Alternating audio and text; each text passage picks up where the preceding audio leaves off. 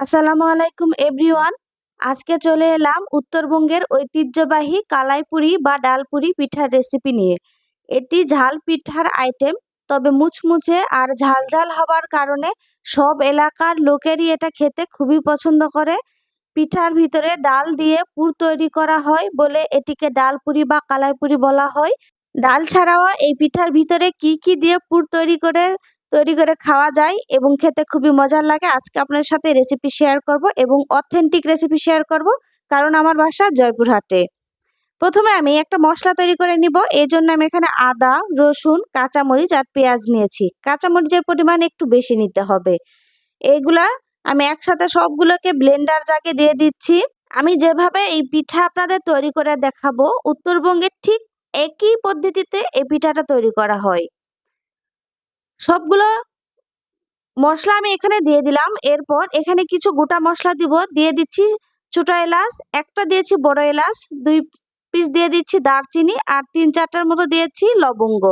আর half cup পানি দিয়ে এটাকে খুব ভালো করে আমি একটা পেস্ট তৈরি করে নিব।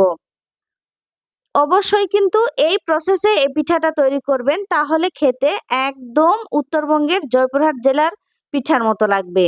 এই যে খুব সুন্দর একটা পেস্ট হয়ে গিয়েছে।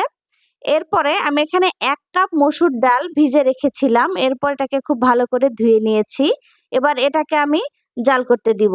এখানে দিয়ে দিচ্ছি পরিমাণ মতো লবণ, দিয়ে দিচ্ছি সামান্য হলুদের গুঁড়া, এর সাথে দিয়ে দিচ্ছি হাফ চামচের মতো ধনিয়া গুঁড়া আর দিয়ে দিচ্ছি সামান্য একটু জিরা গুঁড়া। আর যে পেস্টটা রেখেছিলাম এখান থেকে 3 টেবিল চামচের মতো পেস্ট এখানে দিয়ে দিচ্ছি। অনেকেই এটাতে গোটা গোটা মশলা ব্যবহার করে, কাঁচামরিচ, কাঁচা পেঁয়াজ এগুলো সব মানে গোটা গোটা যেভাবে সাধারণত তরকারি রান্না করে এভাবে দিয়ে থাকে। সেক্ষেত্রে এই পিঠার যখন তৈরি করা হয় এই গোটা মশলাগুলো কিন্তু উঠিয়ে ফেলতে হয়। আর এভাবে যদি পেস্ট তৈরি করে ব্যবহার করেন তাহলে আপনাকে আর কোনো ঝামেলায় যেতে হবে না। তো এখানে একটু পরিমাণ তেল দিয়ে সাথে পরিমাণ মতো পানি দিয়ে এটাকে ফুটতে দিলাম, কারণ এই ডালটাকে খুব ভালো করে সেদ্ধ করে নিতে হবে। আর এই ডালটাকে এমনভাবে সেদ্ধ করতে হবে যেন ডালটা গলে না যায়, কিন্তু ভিতর থেকে ডালটা সেদ্ধ হয়ে গিয়েছে। খুব ভালো করে বলক আসার পর এটাকে নেড়েচেড়ে আবারও ঢাকনা দিয়ে দিয়েছি। আর অল্প আঁচে এটাকে খুব ভালো করে আমি সেদ্ধ করে নিয়েছি। ঠিক এরকম ভাবে কোনো পানি থাকা যাবে না, একদম শুকনো শুকনো ভাবে এটাকে সেদ্ধ করে নিতে হবে এবং ডালগুলো গোটা গোটা থাকতে হবে। তো আমার এটা হয়েছে, চুলা থেকে নামিয়ে আমি এটাকে ঠান্ডা করে দিব। এরপর আমি একটা বড় হাঁড়ি নিয়েছি, এখানে 2 কাপ পরিমাণ দিয়ে দিচ্ছি পানি। আর এর সাথে ব্লেন্ড করে রাখা যা মশলা ছিল বাকি সবগুলো আমি এর সাথে দিয়ে দিচ্ছি। এখানে একটা খামির তৈরি করতে হবে। দিয়ে দিচ্ছি স্বাদ মতো লবণ আর দিয়ে দিচ্ছি সামান্য একটু হলুদের গুঁড়া। যেহেতু এটা ঝাল পিঠা, এর কালার অবশ্যই হতে হবে। দিয়ে এটাকে আমি খুব ভালো করে জাল করতে দিলাম। যখন এভাবে খুব ভালোভাবে পানিতে বলক আসবে, এ পর্যায়ে আমি এটার একটু লবণ চেক করে নিব। এই পিঠাটা তৈরি করার পর যেহেতু আর লবণ দেওয়ার কোনো অপশন নাই, তাই আমি আগেই একটু লবণটা চেক করে নিলাম। এরপর চালের গুঁড়া এখানে 2 কাপ পরিমাণ দিয়ে দিয়েছি। চালের গুঁড়া একটু কম বেশি লাগতে পারে, কারণ শুকনা বা ভিজা চালের গুঁড়া থাকলে এখানে একটু পানির পরিমাণটা একটু কম বেশি লাগতে পারে। তো আমার 2 কাপ চালের গুঁড়া দিয়ে এটাকে খুব ভালো করে এভাবে আটার খামির করে নিয়েছি। নিশ্চয়ই দেখে বুঝতে পারছেন, ঠিক যেভাবে চালের আটার রুটি তৈরি করা হয়। এরপর এটা একটু গরম গরম অবস্থাতেই খুব ভালো করে হাত দিয়ে মথে নিতে হবে। ঠান্ডা হয়ে গেলে এটা একটু ফেটে যাওয়ার সম্ভাবনা থাকে, তাই চেষ্টা করবেন গরম গরমই একটু কষ্ট করে এই খামিরটা তৈরি করার জন্য। এভাবে খুব ভালোভাবে একটা খামির তৈরি করার পর এবার এটাকে এভাবে বেলনার সাহায্যে একটা রুটি তৈরি করে নিব। রুটিটা একদম পাতলা হবে না, আবার মোটাও হবে না, মিডিয়ামের চাইতে একটু পাতলা হবে। আর এভাবে ছোট একটা গ্লাস নিয়েছি আমি। এই গ্লাসের সাহায্যে এভাবে ছোট ছোট করে একই সাইজের আমি এভাবে চই কেটে নিব। গ্লাস নিয়েছি এই কারণে যে সবগুলো পিঠা একই সাইজের হবে। আর গ্লাসটা কিন্তু বেশ ছোট, খুব ছোট গ্লাস। তো এভাবে খুব সুন্দরভাবে আমি সবগুলো পিঠার এভাবে চই করে নিলাম এবং এটা খুব দ্রুত কাজ হয়। তো এই যে এভাবে আমি সবগুলো খামির আস্তে আস্তে করে এভাবে চই করে নিব।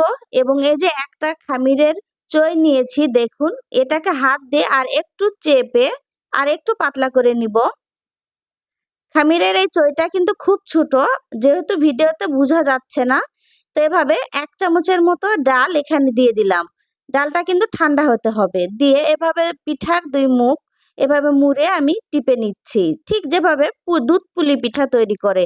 অনেকেই চাইলে এটাকে মাথাটাকে মুড়িয়ে সুন্দর করে ভাঁজ করে দিতে পারে। আর আমি ভাঁজ করে দিইনি, কারণ এটা শুধু ক্রিস্পি খুব ভালো হয়। তো এভাবে একইভাবে আমি সবগুলো পিঠা এভাবে তৈরি করে নিব। এবার বলি, এখানে আমি ডাল ব্যবহার করেছি, কারণ জয়পুরহাট জেলার লোকেরা বেশিরভাগই ডাল দিয়েই তৈরি করে।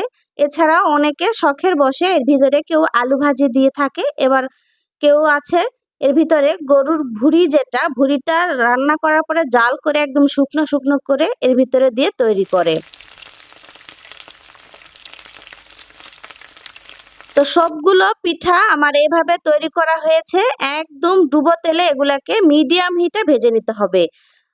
খুব জোরে জাল দিয়ে এটাকে ভাজলে হবে না, মিডিয়াম হিটে চুলায় জাল দিতে হবে। আর এই পিঠাটাকে উল্টে পাল্টে ভাজে নিতে হবে। পিঠাটা যখন ক্রিস্পি হয়ে যাবে তখন আপনি নিজেই বুঝতে পারবেন পিঠার উপর একদম কাচের মতো স্বচ্ছ একটা লেয়ার দেখা যাচ্ছে। এবং আপনি যখন এভাবে উঠাবেন, এটা একদম মানে ঝনঝন করে একটা শব্দ হবে যে এতটা ক্রিস্পি হয়েছে। তো আমি এভাবে উঠিয়ে নিলাম। পিঠাটা খুব ভালোভাবে হয়েছে। একইভাবে আমি আরো একবার এভাবে সবগুলো পিঠা দিয়ে ভেজে নিচ্ছি। আর এই পিঠার পরিমাণ একটু বেশি করেই তৈরি করবেন, কারণ এটা খুবই মজার খেতে। এবং এটা খুব অল্প তৈরি করলে কিন্তু শেষে আপনিই পাবেন না। তো এই যে দেখুন কতটা ক্রিস্পি হয়েছে এবং খুবই মজাদার। আশা করছি আমার এই রেসিপি ভালো লেগেছে। আমার এই রেসিপি যদি ভালো লাগে, আমার ভিডিওটিতে একটি লাইক দিয়ে আমার চ্যানেলটি সাবস্ক্রাইব করে দিয়ে আমাকে সাপোর্ট করবেন, আমার পাশে থাকবেন। খুবই মজাদার ক্রিস্পি পিঠা আপনি খুব সহজে বাসায় তৈরি করে নিতে পারেন। আল্লাহ হাফেজ।